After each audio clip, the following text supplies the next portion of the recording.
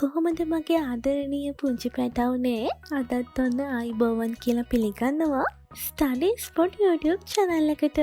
අද කතාව කියන්නේ ලස්සන පුංචි එලිපැංචියෙක් ගැන. ඔන්න කොමත් එක කාලෙක කැලෑවක් තිබ්බා. ඒ කැලෑවේ ලස්සන ගොඩාක් සත්තු ජීවත් වුණා.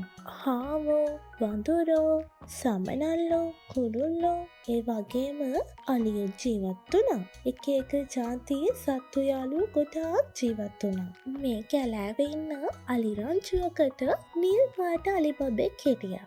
ඒ අලිපැංචා අනිත් අයට වඩා පාටින් වෙනස් නිසා කවුරුත්ම එයා එක කතා කරේ නැහැ.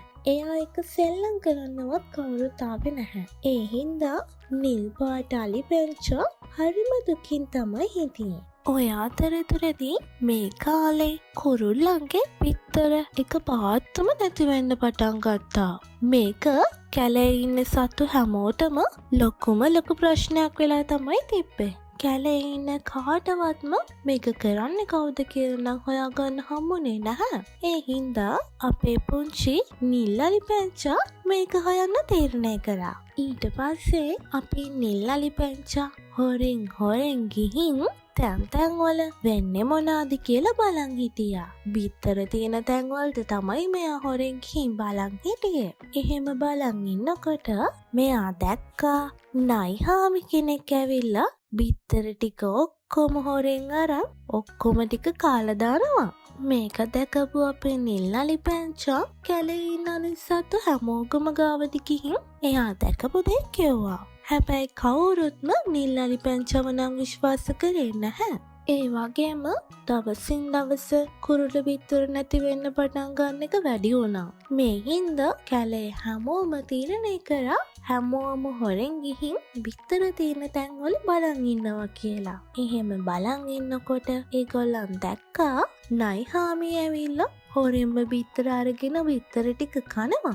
ඒක දැකපු සත්තු යාළුවෝ ටික ඔක්කොම නයිහාමිට පහර දෙන්න පටන් ගත්තා. හොඳටම ගුටි කාපු නයිහාමි මගේ පනේ පෝ කියලා කැලෑවෙන් දුවන් ගියා. ඒ වගේම මේ සත්තු යාළුවන්ට තේරුණා අලිපැංචා කිව්වේ බොරුවක් නෙවෙයි, අලිපැංචා කිව්වේ ඇත්තක් කියලා. ඒක තේරුණ හින්දා හැමෝම සත්තු යාළුවෝ ටික අලිපැංචාගෙන් ගිහිල්ලා සමාව ගත්තා. ඒ වගේම හැමදේම අමතක කරලා අලිපැංචාත් එක්ක හොඳින් ඉන්න පටන් ගත්තා. අලිපැංචාත් එක්ක සෙල්ලම් කරා. හැමෝම අලිපැංචාත් එක්ක කතා කරා. කලින් වගේ අලිපැංචාව තනි කරේ නැහැ. දැක්ක නේද දුවේ පුතේ?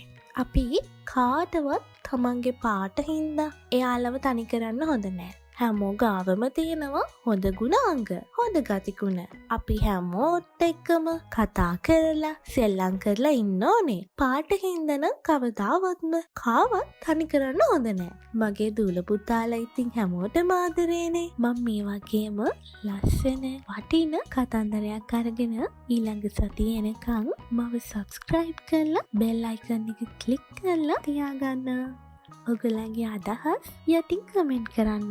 මං අදට ගිහින් එන්නම්.